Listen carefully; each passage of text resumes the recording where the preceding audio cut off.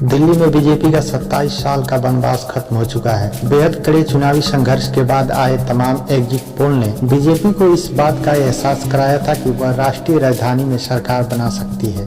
हालांकि तब भी पार्टी ने नेताओं कार्यकर्ताओं को इस बात की उम्मीद नहीं थी कि दिल्ली में उनका वनवास खत्म होगा, लेकिन अब यह साफ हो गया है कि दिल्ली में बीजेपी की सरकार बनेगी। दिल्ली में विधानसभा की 70 सीटें हैं और यहाँ सरकार बनाने के लिए 36 सीटें चाहिए। दिल्ली विधानसभा चुनाव में आम आदमी पार्टी का प्रदर्शन खराब रहा। आम आदमी पार्टी के बड़े नेता अरविंद केजरीवाल, मनीष सिसोदिया, सत्येंद्र जैन, सोमनाथ भारती चुनाव हार गए हैं। अब बीजेपी के अंदर सबसे बड़ा सवाल यह है कि दिल्ली का मुख्यमंत्री कौन होगा, क्योंकि पार्टी को एक लंबे वक्त और अथक संघर्ष के बाद राष्ट्रीय राजधानी में जीत मिली है।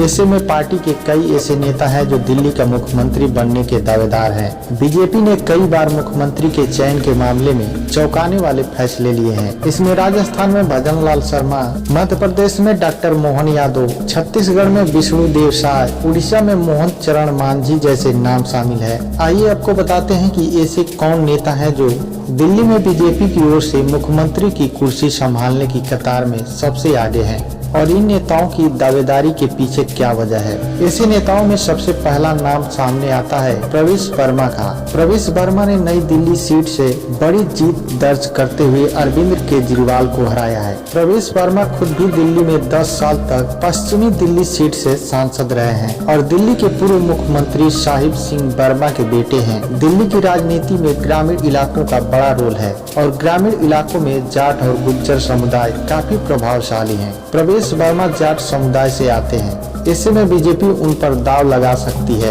प्रवेश वर्मा पर दाव लगाकर बीजेपी इस नाराजगी को भी दूर कर सकती है कि उसने 25% जाट आबादी वाले हरियाणा में इन समुदाय से मुख्यमंत्री नहीं बनाया।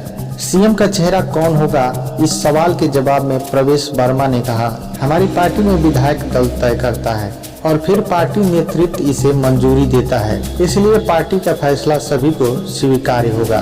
दिल्ली बीजेपी के प्रदेश अध्यक्ष वीरेंद्र सचदेवा भी मुख्यमंत्री की कुर्सी की दौड़ में हैं। वीरेंद्र सचदेवा इस तर्क को पार्टी के सामने रख सकते हैं कि उनके अध्यक्ष रहते ही 27 साल का पार्टी का वनवास खत्म हुआ है। दिल्ली बीजेपी के पूर्व अध्यक्ष मनोज तिवारी का भी नाम इस दौड़ में है। मनोज तिवारी लगातार 3 बार दिल्ली में सांसद रह चुके हैं और दिल्ली की राजनीति में जाने पहचाने चेहरे हैं। तिवारी लोकप्रिय पूर्वांचली चेहरे हैं और पार्टी दिल्ली के बाहर भी पूर्वांचली मतदाताओं के बीच उन्हें स्टार प्रचारक के तौर पर उतारती रही है। मुख्यमंत्री की कुर्सी की रेस में विजेंद्र गुप्ता भी एक बड़ा नाम है। विजेंद्र गुप्ता लगातार पिछले कई चुनाव दिल्ली में जीत चुके हैं। ये वैसे समुदाय से आते हैं और इस समुदाय का दिल्ली की राजनीति में काफी अच्छा असर है।